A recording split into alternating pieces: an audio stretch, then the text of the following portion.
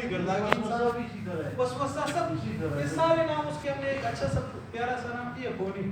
کیونکہ اگر آپ کسی کو کہو یار تمہارا دماغ بخناس ہے تو لڑنے پہ آئے, آپ کو یار دماغ میں فونی ہے وہ بالکل. ہمارے اسٹوڈنٹ آتے ہیں وہ سر ہم بتا دیں ہمارے دماغ میں فونی خود بنا ہے.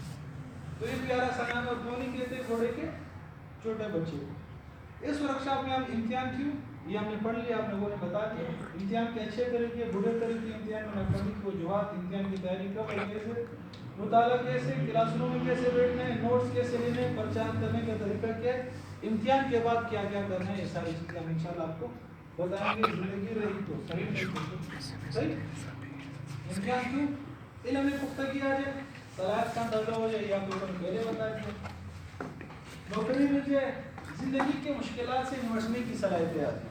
کیونکہ امتحان میں تھوڑے انسان مشکل میں آ جاتے ہیں تو زندگی میں جو مشکلات آئے گی تو اس سے نمٹنے کی صلاحیت آ جائے.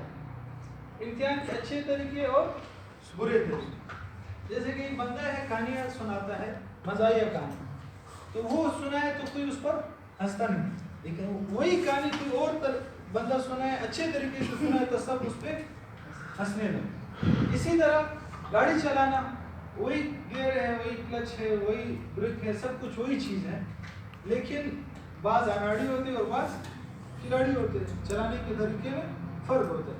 اسی طرح امتحان ہے, وہی کوشچن پیپر ہے, اس کو بھی ملتا ہے, اس کو بھی ملتا ہے, اس کو بھی ملتا ہے, لیکن اس کے نمبر زیادہ آتے ہیں, اس کے کم آتے ہیں, اس سے بھی کم آتے ہیں. کیا وجہ ہے؟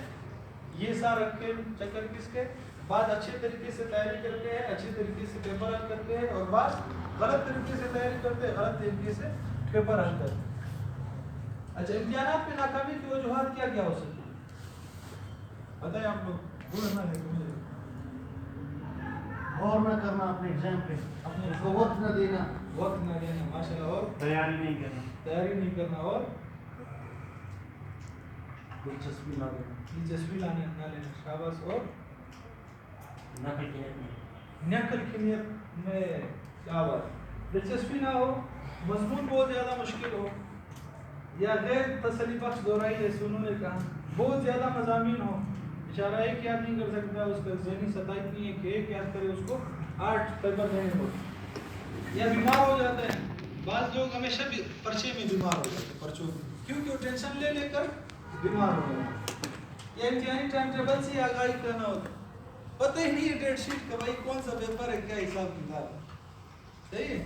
ہمارے ایک کزن تھے, وہ بھی امتحان دیتے تھے, ہمارے دوسرے کزن بھی امتحان دیتے تھے. پھر وہ ایک مجھے بتایا یار یہ جو دوسرا ہے یہ آتا ہے پیپر میں, نہ اس کے پاس مارکر ہوتا ہے, نہ پین ہوتا ہے, کچھ بھی نہیں ہوتا, اس کو پیپر کا بھی پتہ نہیں ہوتا, اور آتا بھی 15 منٹ لیٹ, آ کر بیٹھ جاتا ہے, یار مارکر پہ دے, پین پہ دے, پیپر کس چیز کا, اچھا اس چیز کا پیپر ہے, پھر پیپر شروع, وہ دونوں پاس ہوئے, دونوں پاس ہوئے. ایسے بھی لوگ یہ بھی قابل رہے گا, یہ قابل رہے گا, ہاں بھائی یہی قابل ہے, بہت سارے تعویذات سیٹس آتے رہتے ہیں بہت سارے, یا دیر سے دہرائی شروع کر دیتے.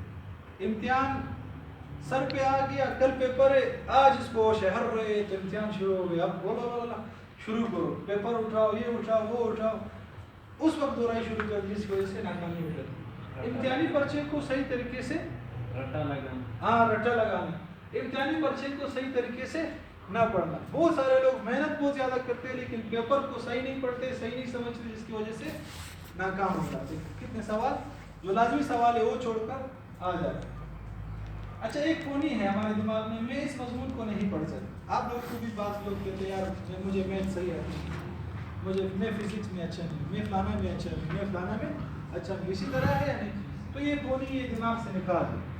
آپ اپنے آپ سے سوال کرو کہ یہ مضمون آپ کو ناپسندیدہ کیوں ہے, کیا وجہ ہے کہ آپ اس کو کہتے ہو کہ مجھے ناپسند ہے. جب آپ یہ سوال کرو گے تو آپ کوئی جواب بھی نہیں ملے.